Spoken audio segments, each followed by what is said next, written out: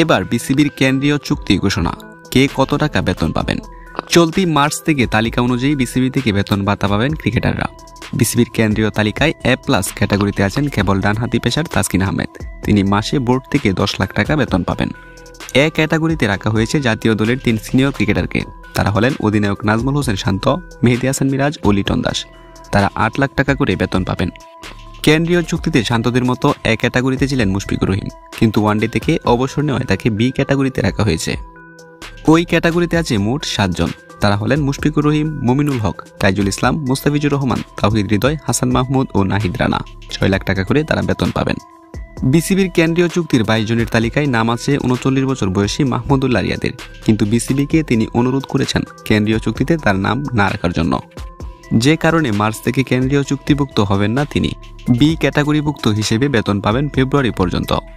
কেন্দ্রীয় চুক্তির C ক্যাটাগরিতে আছেন 8 ক্রিকেটার। তারা হলেন সাদমান ইসলাম, সৌম্য সরকার, জাকের আলী, তানজিম তামিম, শরীফুল ইসলাম, রিশাদ হোসেন, তানজিম সাকিব, শেখ মেহেদী।